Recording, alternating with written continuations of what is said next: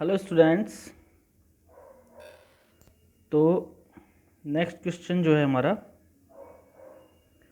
वो है question number 9। What is importance of pH in everyday life. देखिए, इससे पहले जो हमारा क्वेश्चन हुआ था क्वेश्चन नंबर 8, उसमें हमने पीएच वैल्यू के बारे में पढ़ा था कि व्हाट इज़ पीएच वैल्यू। यहाँ जो है क्वेश्चन नंबर 9 में ये पूछा जा रहा है कि जो पीएच वैल्यू होती है ये हमारी जो लाइफ है, एवरीडे लाइफ है, दैनिक जीवन है, उसमें कहाँ इसकी इम्पोर्टेंस है। तो देखिए, पीएच वैल्यू की बहुत जगह इम्पोर्टेंस है। तो आज का टॉपिक हमारा है importance of pH value in our daily life. Importance of pH value. PH value क्या होता है ये हमने प्रीवियस वीडियो में देख लिया था। अब हमें ये समझना है कि कहाँ कहाँ इसकी क्या है इम्पोर्टेंस है हमारे दैनिक जीवन में। तो बहुत सारे इसके हैं, यहाँ क्या हम कुछ जो बहुत ज़्यादा इम्पोर्टेंट है उनके बारे में समझेंगे। ठीक है, तो उसमें सबसे पहला आता है हमारा pH in our digestion. PH in our digestion या डाइजेस्टिव सिस्टम। ये डाइजेस्टिव सिस्टम क्या होता है अभी? डाइजेस्टिव सिस्टम ये होता है, बायो में आप जहाँ पढ़ते होगे कि जो भी हम अपनी बॉडी के अंदर इनटेक लेते हैं, इनटेक मतलब जो भी हम खाना खाते हैं तो वो क्या है, हमारी जो बॉडी की मशीनरी है अंदर की, जो उस खाना को पचाने में लगी हुई होती है, वो सब डाइजेस्टिव सिस्टम के अंतर्गत आता है। तो इसके क्या है, अपना एक बहुत बड़ा मैकेनिज्म है, ये आप बायो में इसमें डिटेल में पढ़ोगे। यहाँ क्या है कि एक जब हम खाना खाते हैं तो हमारे स्टोमक में गैस्ट्रिक जूस निकलता है। ठीक है, गैस्ट्रिक जूस, और इसकी पीएच वैल्यू होती है लगभग 1.2। किसकी वजह से? हाइड्रोक्लोरिक एसिड की वजह से। मतलब हमारी बॉडी में जो है हार्मोनिकल HCl एसिड रिलीज होता है, जिसकी वजह से जो पीएच वैल्यू होती है 1.2 होती है। ठीक है, और जो हमारे क्या है डाइजेशन में काफ़ी इम्पोर्टेंस रोल प्ले करता है। लेकिन होता क्या है, ओवर ईटिंग की वजह से या ऑयली फूड खाने की वजह से या अदर किसी फैक्टर से क्या है, इस एसिडी की मात्रा बढ़ जाती है। हम कहते हैं ना कि बोले एसिड बन गया, इरिटेशन सा और पेन होता है उसमें, तो वो सब किसकी वजह से है? इम्बैलेंस हो जाता है, हमारा एसिडिटी की मात्रा बढ़ जाती है। ठीक है, तो डॉक्टर्स लोग या हम जनरली क्या लेते हैं, हम ऐसी चीज़ लेते हैं जो बेसिक नेचर की हो। उससे क्या होगा, जो एसिड एक्स्ट्रा है हमारा वो न्यूट्रलाइज हो जाएगा और हम क्या है पेन रिलीफ महसूस करेंगे, एसिडिटी हमारी न्यूट्रलाइज हो जाएगी।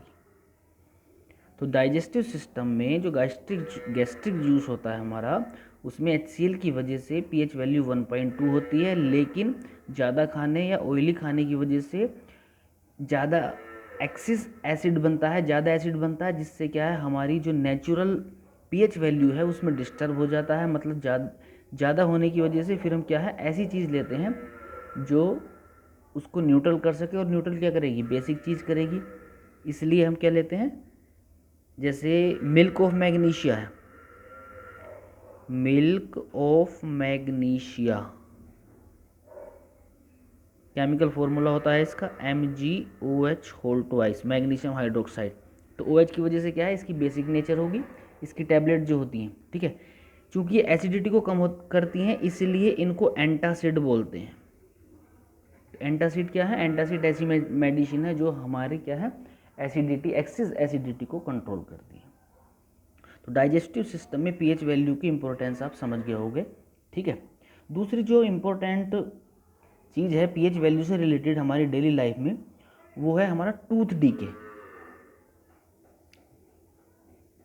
टूथ डीके क्या होता है? टूथ डीके देखिए ये होता है, हमारे जो दांतों पे सबसे ऊपरी परत होती है वो होती है कैल्शियम फास्फेट की।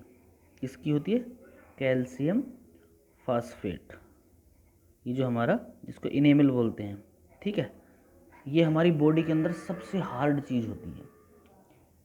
दूसरी बात यह है कि हमारे माउथ के अंदर जो पीएच वैल्यू होती है वो होती है 5.5। अगर इससे नीचे पीएच वैल्यू चली जाती है, मतलब एसिडिक नेचर बढ़ जाती है, तो ये जो हमारी दांतों के ऊपर क्या है हार्ड लेयर थी, इसको नुकसान होना शुरू हो जाता है और हमारे क्या है दांतों में प्रॉब्लम्स हो जाती हैं। ठीक है, तो इसीलिए हम क्या है पेस्ट वगैरह जो करते हैं, पेस्ट में क्या है उनकी नेचर बेसिक होती है, उससे हमारे जो है मुंह की ये माउथ की जो है एसिडिटी बैलेंस रहती है। इसलिए हमको सुबह शाम डेली खाना खाने के पश्चात क्या है प्रॉपरली पेस्ट करना चाहिए। इससे क्या है जो हमारी टीथ के ऊपर ये इनेमल परत है, ये जो कैल्शियम फास्फेट है, इसको बैलेंस रहती है और लॉन्ग टर्म क्या है हमारे दांत क्या है प्रिजर्व हो रहते हैं, सही रहते हैं। ठीक है, तो सेकंड हो गया हमारा दांतों की सुरक्षा। ठीक, थर्ड जो इम्पोर्टेंट है पीएच वैल्यू की इम्पोर्टेंस, वो है पीएच वैल्यू में, सॉरी सोइल की पीएच वैल्यू में। सोइल की पीएच वैल्यू में कैसे है भाई, देखिए हमारी जो मिट्टी है, जहाँ एग्रीकल्चर लैंड है, जो उसकी जो सोइल है, मिट्टी है, जहाँ हम क्रॉप प्रोडक्शन होता है, हमारी फसलें उगती हैं, उसमें जो है जनरली एक स्पेसिफिक पीएच वैल्यू होनी चाहिए प्लांट ग्रोथ के लिए। ठीक है, तो जनरली जैसे क्या है 7 के आसपास होनी चाहिए, लेकिन कई वजहों से एक्सेसिव हमारा केमिकल फर्टिलाइजर्स की वजह से या और अदर एनवायरमेंटल की वजह से, एनवायरनमेंट में जो है डिस्टर्बेंस है उसकी वजह से क्या है उस वो पीएच वैल्यू डिस्टर्ब हो जाती है। जब डिस्टर्ब हो जाती है तो उसको पुनः मेंटेन करने के लिए हम क्या है उसमें और चीज़ ऐड करते हैं। फॉर एग्जांपल अगर मान लीजिए मिट्टी की पीएच वैल्यू बहुत कम है, मतलब एसिडिक है, तो हम उसमें क्या है ऐसी चीज़ डालेंगे जो बेसिक नेचर की होती है, जैसे क्विक लाइम वगैरह हो गया। ठीक है, लेकिन अगर पीएच वैल्यू ज़्यादा है मतलब बेसिक नेचर की है, तो हम उसमें क्या है ऑर्गेनिक सब्सटेंस डालेंगे जिससे उसकी क्या है पीएच वैल्यू मेंटेन हो जाए।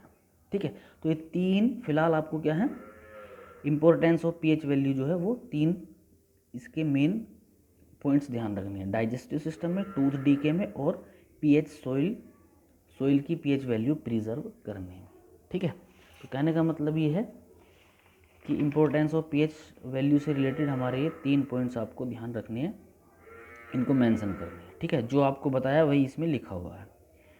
Importance of pH value in our digestive system, the gastric juice जिसमें पीएच 1.2 होता है, प्रोड्यूस्ड इन अवर स्टोमक, हमारे स्टोमक में वो क्या है प्रोड्यूस होता है, जो डाइजेशन में हेल्प करता है। ड्यू टू इंडाइजेशन, मतलब अगर डाइजेशन ना हो, इंडाइजेशन हो, an excess of acid is produced and causes pain and irritation, ज़्यादा एसिड बनेगा हमारे स्टोमक में।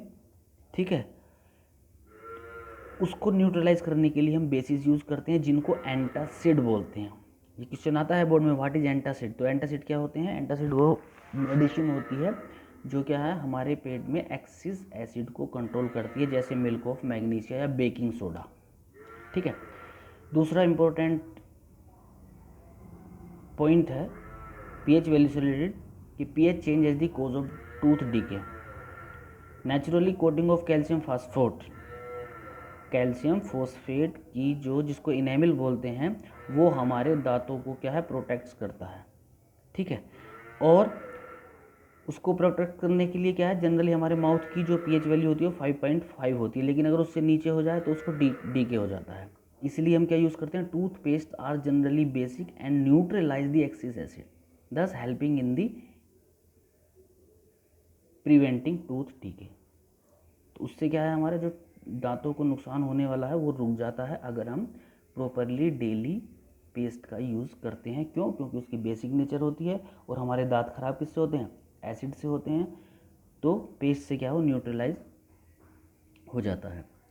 थर्ड इम्पोर्टेंट पॉइंट है जो पीएच वैल्यू की इम्पोर्टेंस दर्शाता है, वो है soil pH and plant growth. Agriculture में प्लांट ग्रोथ के लिए जो सोइल की पीएच है वो मेंटेन रहनी बहुत ज़रूरी है। Plants require a specific pH range for their healthy growth. Plants की हेल्दी ग्रोथ के लिए क्या है, एक स्पेसिफिक पीएच रेंज होनी चाहिए। केमिकल्स में be used to adjust the soil pH to the optimum range. Chemicals जो हम डालते हैं उसमें वो क्या करते हैं, वो इस हिसाब से डालते हैं कि हमारी सोइल की पीएच वैल्यू क्या है वो मेंटेन रहे। Hence for too basic soil acidic materials are used and vice versa. अगर बेसिक नेचर की सोइल है तो उसमें एसिडिक मटेरियल डालेंगे, और अगर एसिडिक नेचर की सोइल है तो हम उसमें बेसिक नेचर डालेंगे। तो इस तरीके से ये क्या है हमारा पीएच वैल्यू की इम्पोर्टेंस से रिलेटेड पॉइंट्स हैं जो हमको ध्यान रखने हैं। ठीक है, नेक्स्ट जो हमारा क्वेश्चन है, क्वेश्चन नंबर ये 9 तक हो गया हमारे। नेक्स्ट जो क्वेश्चन नंबर 10 है, what are salts and how are they classified. ठीक है, तो एसिड हमारा हो गया, एसिड की डिटेल होगी। बेस की भी, चैप्टर का नाम क्या है हमारे, चैप्टर का नाम है एसिड बेस एंड साल्ट।